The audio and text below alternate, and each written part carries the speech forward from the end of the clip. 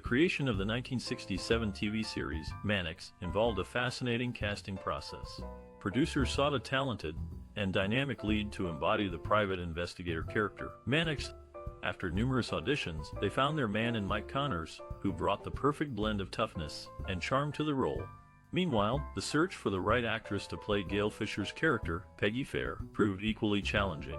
Fisher, who was ultimately chosen for the part, stood out due to her undeniable chemistry with Connors and her ability to bring depth and nuance to the character. During the casting process, producers placed a strong emphasis on finding actors who could convincingly portray the complex relationships and dynamics between the characters. They recognized that the success of the show hinged not only on the strength of its lead actors, but also on the ability of the entire cast to work together seamlessly. One pivotal moment in the casting process came when Connors and Fisher were paired together for a chemistry test. The sparks flew immediately, and it was clear that the two actors had a natural rapport that would translate well on screen. From that moment on, the producers knew they had found their dream team. Throughout the casting process, the producers of Mannix remained committed to finding actors who could bring the show's characters to life in a way that felt authentic and engaging. Their efforts paid off, as the series went on to become a classic of its time, beloved by audiences for its compelling storylines and unforgettable characters. Who are you? A private investigator, investigating a private crime. Tell me, The director of 1967's Mannix, Michael Mann, brought a unique vision to this classic TV series. With a background in documentary filmmaking, Mann approached Mannix with a gritty, realistic style. He often used handheld cameras and location shooting to create a sense of immediacy and tension. Mann's creative influences included French New Wave cinema and the social realism of British filmmakers like Ken Loach. He sought to infuse Mannix with a sense of moral ambiguity and complexity, often exploring themes of power, corruption, and identity. Collaboration was key to Mann's approach. He worked closely with the cast and crew, encouraging improvisation and experimentation on set. Mann also brought in notable guest directors such as Richard Donner and Frank Pearson to add fresh perspectives to the show. Mann's direction was marked by a distinctive visual style. He favored muted colors and high-contrast lighting, creating a moody, atmospheric look. Mann also employed innovative editing techniques, using quick cuts and cross-cutting to build tension and heighten the emotional stakes. Despite the challenges of working within the constraints of television production, Mann was able to bring his vision to life in Mannix. His innovative approach helped to elevate the series, making it a standout in the genre and solidifying its place in television history.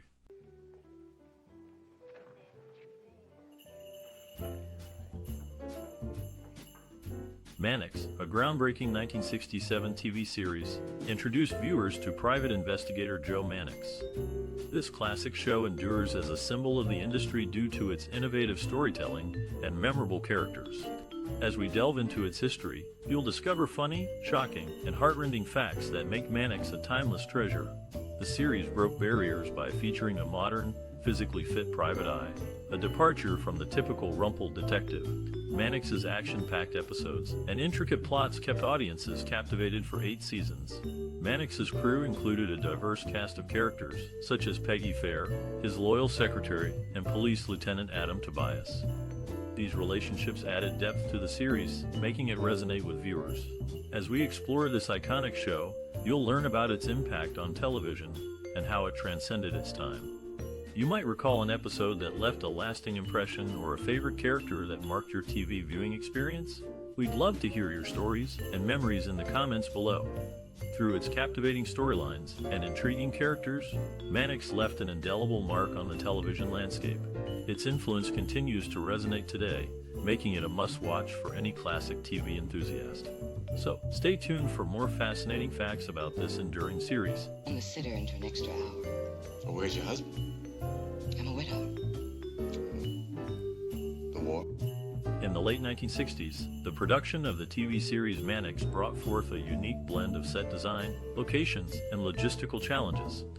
The show, known for its tough detective Joe Mannix, was filmed primarily in Los Angeles, with various location shoots to add diversity and authenticity. The set design for Mannix was meticulously crafted, reflecting the private investigator's no-nonsense personality. The office set, where Mannix spent much of his time, was designed to be functional and realistic. It included a private office and an outer office for his secretary, Peggy. The use of muted colors and practical furniture created an atmosphere of calm professionalism, allowing the characters' emotions and actions to take center stage. Location shoots were essential to the show's authenticity, with the production team scouting various sites around Los Angeles. These locations included the bustling streets of downtown LA, the serene beaches of Santa Monica, and the picturesque hills of Griffith Park. By incorporating real-world settings, the filmmakers aimed to immerse viewers in Mannix's world, enhancing the show's overall appeal. However, filming on location presented several logistical challenges. Coordinating with local authorities, obtaining permits, and managing traffic control were just a few of the hurdles the production team had to overcome. To minimize disruptions, they often filmed during off-peak hours, such as early mornings or late evenings. In terms of innovative techniques, Mannix was one of the first television shows to employ handheld cameras for action sequences. This approach allowed for more dynamic and engaging chase scenes, adding a new level of excitement to the series. Additionally, the use of split-screen effects and clever editing created a sense of urgency and tension, further enhancing the show's appeal. Despite the challenges, the production team behind Mannix managed to create a captivating and enduring television classic. Through its innovative filming techniques, realistic set design, and diverse locations, the show continues to resonate with audiences today. Well, my client in the United States will want some sort of proof. Zimmer, over at the cafe, will do it for you. The television series Mannix, which debuted in 1967, offered a fresh take on the detective genre. The show's main character, Joe Mannix, was a private investigator who wasn't afraid to take on tough cases and confront danger head-on. Unlike other detectives of the time, Mannix was often seen working alone, without the support of a large police department or a trusted sidekick. Mannix was played by actor Mike Connors, who brought a unique blend of toughness and sensitivity to the role. Connors was born in 1925 in Fresno, California, and served in the Army Air Forces during World War II before pursuing a career in acting. Over the course of his career, he appeared in numerous television shows and films, but it was his role as Mannix that would define his career. The show's creators, Richard Levinson and William Link, were known for their innovative approach to storytelling. They created a number of successful television series, including Columbo and Murder, She Wrote. In Mannix, they sought to create a detective who was both physically and mentally tough, a man who could handle himself in a fight, but who also had the intelligence and intuition to solve complex cases. Mannix was set in Los Angeles, and the city itself became something of a character in the show. The series often featured sweeping shots of the city's skyline and iconic landmarks, from the Griffith Observatory to the Hollywood sign. The show's use of location shooting was relatively rare for the time, and it helped to give Mannix a distinctive look and feel. Over the course of its 8-year run, Mannix tackled a wide range of cases, from murder mysteries to political conspiracies. The show wasn't afraid to tackle social issues of the day, including racism, sexism, and political corruption. Mannix himself was a complex character, with a strong moral compass, but also a tendency to bend the rules when necessary. Despite its success, Mannix was not without its controversies. Some critics felt that the show glorified violence, and that Mannix himself was too quick to resort to physical force. Others took issue with the show's portrayal of women, who were often relegated to supporting roles or depicted as objects of desire. Despite these criticisms, Mannix remains a classic of the detective genre.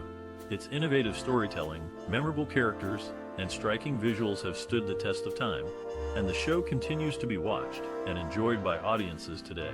Whether you're a fan of classic television or simply looking for an entertaining and engaging detective series, Mannix is definitely worth a watch.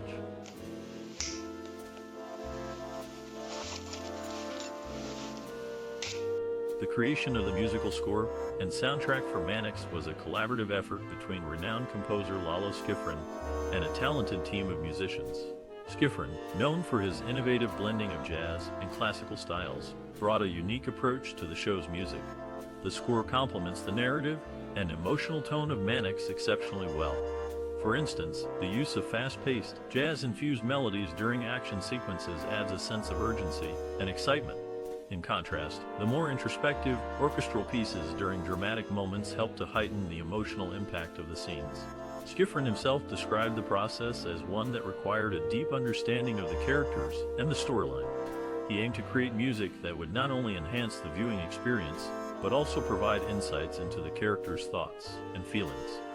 The musicians involved in creating the soundtrack for Mannix were carefully selected for their skill and versatility. Schifrin often worked with a core group of studio musicians, including guitarist Tommy Tedesco, drummer John Guerin, and bassist Carol Kay.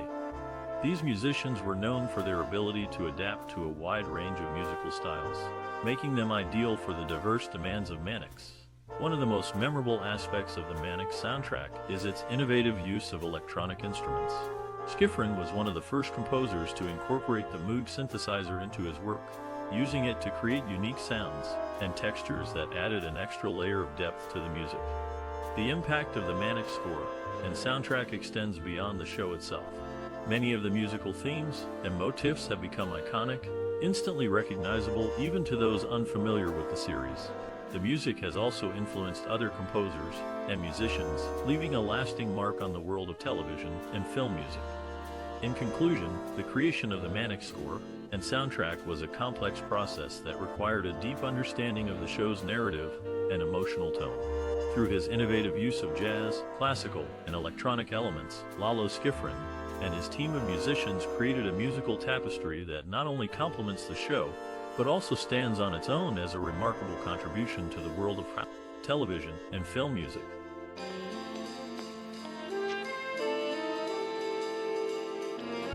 In the 1967 TV series Mannix, the Intertech building, a crucial location, was situated at 3470 Wilshire Boulevard, known then as the Tishman Plaza office building. This building played a significant role in the series' investigative operations. Peggy, a key character, was married to a police officer who tragically lost his life in the line of duty. This personal loss added depth to her character and her relationship with Mannix. In one episode, the entryway set from The Brady Bunch, a popular series that aired a few years later in 1969, was used. This unexpected crossover of sets between two different series is a fascinating behind-the-scenes detail. Howdy, man. In the second season of this classic, Mannix, one iconic scene takes place in the episode The Girl in the Frame. Directed with great tension by Sutton Rowley, the scene features Mannix, played by Mike Connors, in a high-stakes confrontation with the antagonist. The scene is set in a dimly lit, claustrophobic room, with the camera angles and lighting creating a sense of foreboding. Cinematographer Arch R. Dalzell uses low-key lighting to highlight the intensity of the confrontation, with only partial facial features visible at times, heightening the suspense. Mike Connors delivers a powerful performance, with his character showing both physical and mental strength. Connors later commented, "That scene was a real test of my ability to convey emotion through body language and tone of voice." The audience can feel Mannix's determination to outwit his opponent, as well as the danger he faces. The impact of this scene on the audience is profound. It encapsulates the essence of the show, with Mannix's resilience and determination shining through. The suspenseful direction and captivating performance leave viewers on the edge of their seats, eager to see how the confrontation unfolds. In another iconic scene from the episode Little Girl Lost, Mannix is seen driving at high speed through the streets of Los Angeles, chasing after the villain. The car chase, masterfully directed by Philip Leacock, is a thrilling display of action and tension. The cinematography during the chase is exceptional, with the camera positioned both inside and outside the car, providing a dynamic and immersive experience for the viewer. The use of tight close-ups and quick cuts adds to the adrenaline-pumping atmosphere, keeping the audience engaged and entertained. Mike Connors' performance during the chase scene is noteworthy, as he skillfully portrays Mannix's focus and determination. Connors later mentioned, "The car chase was an exciting challenge, and I enjoyed every minute of it. It was a great opportunity to showcase Mannix's relentless pursuit of justice." These iconic scenes from Mannix have left a lasting impact on audiences, demonstrating the show's ability to combine suspenseful storytelling, powerful performances, and innovative cinematography. Well, you'd better level with me, Archer. When you found out there was a carbon copy around, I might dig. In the TV series Mannix, Mike Connors portrayed the character of Joe Mannix across 3 different shows, demonstrating his versatility as an actor. Throughout the 8 years that Mannix aired, The titular character was physically knocked out or drugged 93 times and shot 18 times, showcasing his resilience. In addition to his toughness, Mannix was also a skilled race car driver and pilot with expertise in hand-to-hand combat, having been a prisoner of war during the Korean War. Interestingly, Mannix was initially at risk of cancellation after its first season. However, Lucille Ball intervened and convinced CBS to renew it for another season, with the assurance that changes would be made. In the second season, Mannix underwent a transformation, becoming a more hard-boiled independent private detective, which proved to be a successful move, leading to the show's increased popularity and 8-season run.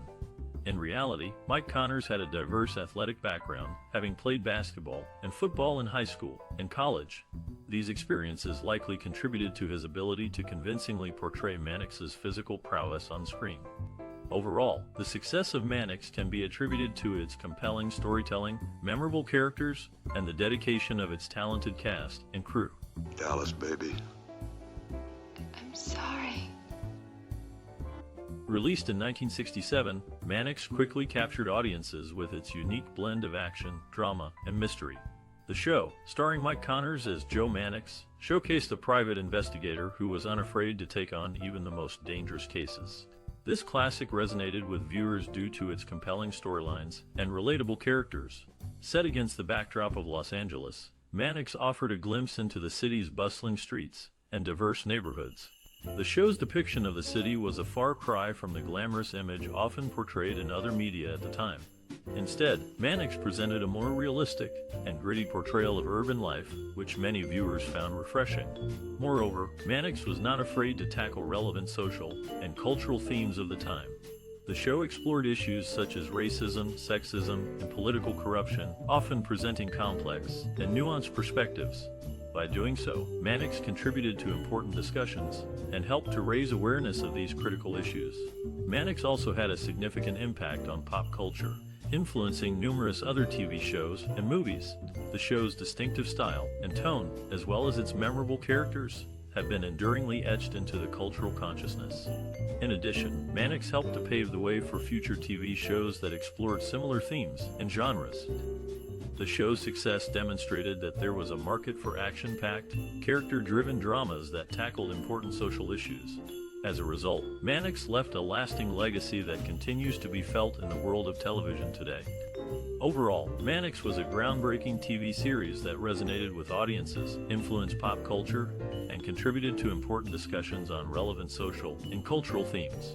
Its enduring popularity is a testament to the show's enduring appeal and relevance, even decades after its initial release. But what would make poor Ira Beecher so anxious to take full responsibility for the stroke? In the initial season of this classic television series, the main character, Mannix, drove a customized Oldsmobile Tornado convertible. This unique car was created by Barris Custom Cars, adding a personal touch to the character's ride. Interestingly, Mannix had Armenian roots and was fluent in both Armenian and French. This cultural background was subtly referenced in the opening credits through the use of colors and shapes inspired by the Armenian flag. During the first season, Mannix was employed by a company called Intertect, which favored high-tech methods for solving crimes. However, Mannix himself preferred to rely on traditional detective skills such as intuition and smarts. In the subsequent season, the producers decided to shift the narrative by putting Mannix into private practice, thereby abandoning the initial new versus old conflict. Doesn't matter, Joe. Branstad will be in this car. Released in 1967, Mannix quickly became a favorite among television audiences. The show, which starred Mike Connors as Joe Mannix, was praised for its blend of action, drama, and mystery. A review in the New York Times described Connors' performance as tough and resourceful, and noted that the show's writing was consistently intelligent, and adult audiences were also quick to embrace the series. According to a 1971 article in the Christian Science Monitor, Mannix was one of the top-rated shows on television, with an average of 20 million viewers per week.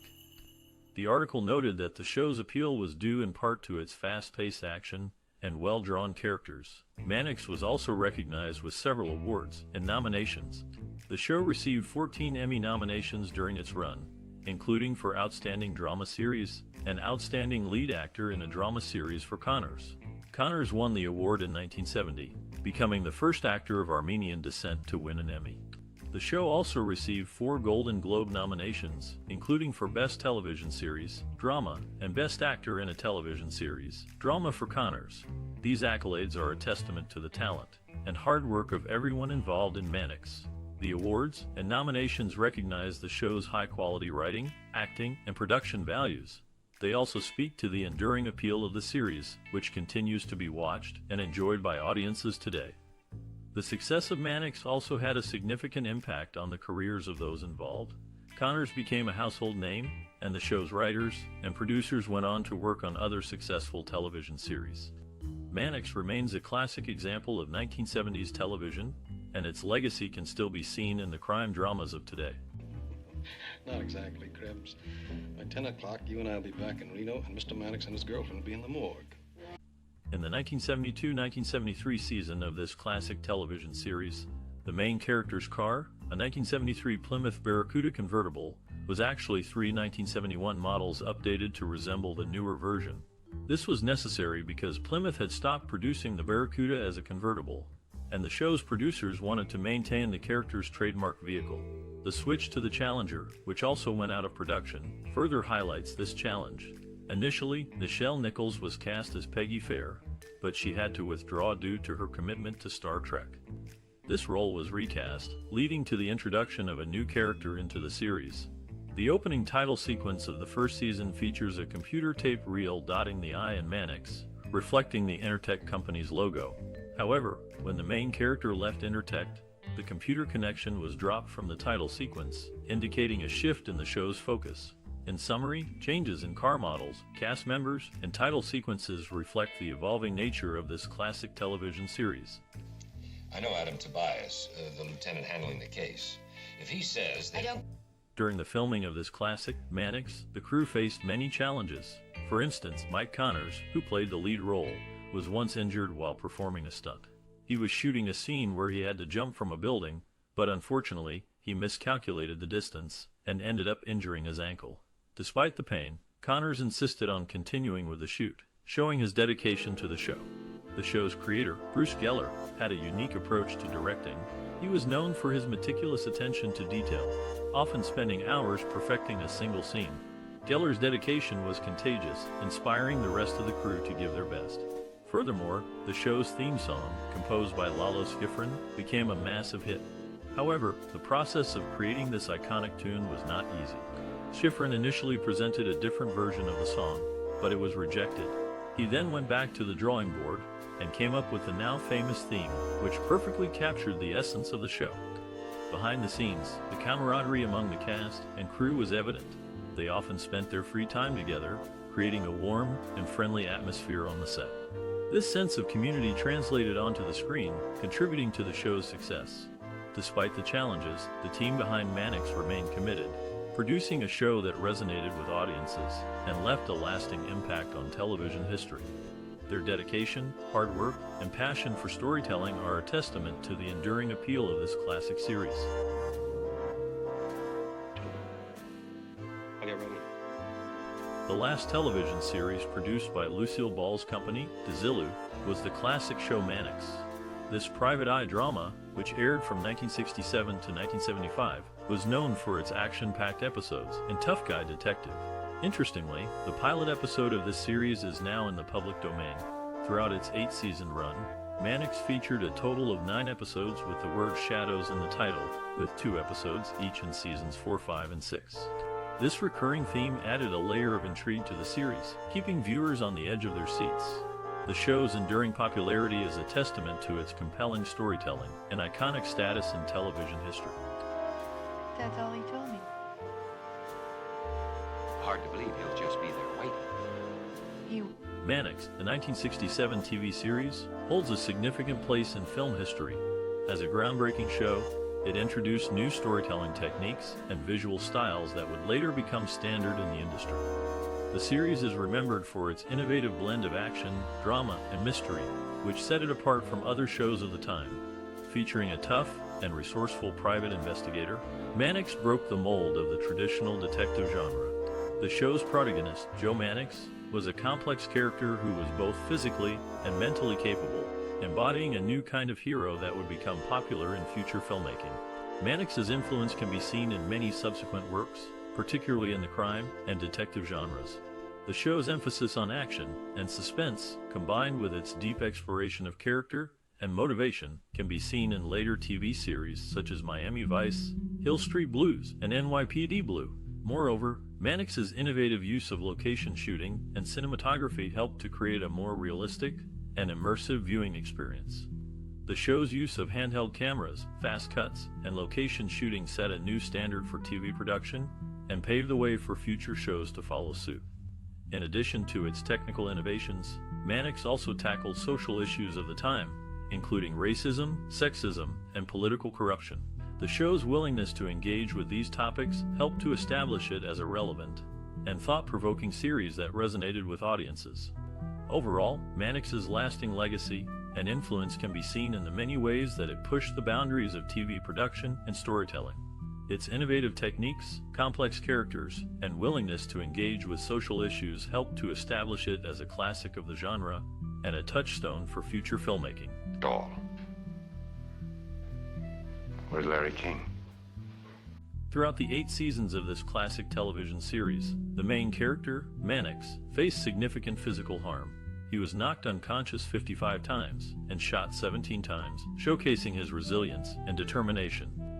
The show also employed a notable filming technique called day for night to simulate nighttime scenes. This method, used due to the slow film speed at the time, involved using filters and turning on lights and headlights to create the illusion of night. In the first season, Mannix's demeanor was more aggressive and rough around the edges. He was seen manhandling women and acting boorishly, which significantly changed in later seasons. As the show progressed, Mannix softened up and displayed a more caring attitude. This shift in Mannix's character could be attributed to the show's evolving storylines and the changing cultural landscape of the time. The show's creators may have wanted to present a more nuanced and sensitive portrayal of the main character as the series continued. What happened? Oh! Do you know how much I paid for this bird? I know.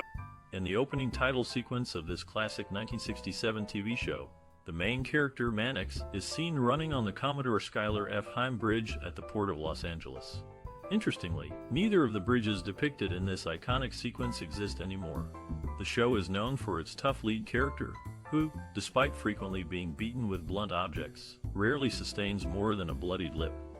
This aspect adds to the ruggedness and resilience of Mannix's character. In a fascinating crossover, Mannix reprised his role in an episode of the 1993 TV series, Diagnosis Murder. This episode, titled Hard-Boiled Murder, was a sequel to a previous episode of Mannix and featured Pernell Roberts and Julie Adams, who had also guest starred in the original show. This connection created a unique link between the two series, allowing fans to enjoy a reunion of sorts. Let us through, will you? Yes, sir. In the classic television series Mannix, which aired in 1967, the character of Lou Wickersham was inspired by Lou Wasserman, the head of MCA Corporation. This connection is evident in the show's exploration of the intricacies of the entertainment industry. Moreover, the use of symbols in many suspenseful scenes adds to the show's tension, creating a unique and memorable soundtrack. The sound of the cymbals becomes synonymous with the thrilling moments of the series, etching themselves into the minds of viewers. The actor Mike Connors is best remembered for his starring role in Mannix. His portrayal of the private investigator Joe Mannix resonated with audiences, leaving a lasting impact on the world of television. Connors' performance in this classic series remains a testament to his versatility and enduring talent. Kenneth, she really did. Kenneth, Did Mannix, the TV series from 1967, leave a lasting impression on you? Many viewers found this classic to be quite influential, shaping their perspective on cinema. We'd love to hear about your experiences and memories related to this groundbreaking show. How did Mannix affect you personally? Perhaps it inspired you to explore new genres or kindled your interest in detective stories. Maybe you were captivated by the lead actor's powerful performance or admired the show's ability to tackle social issues of the time. By sharing your thoughts, you can help create a vibrant conversation around this influential series. Likes, shares, and subscriptions encourage us to delve deeper into the world of classic television, so don't hesitate to join in and engage with our community. We're eager to step in and explore the enduring impact and intrigue of Mannix together. So, don't be shy. Picture this, a bustling landscape of memories and stories woven together by the power of cinema. Let's cherish and celebrate this testament to a bygone era. Your voice matters, so please share your experiences and help us paint a vivid picture of how Mannix has resonated throughout the annals of television history. It's champagne. Champagne? Yeah. Did you ever see a picture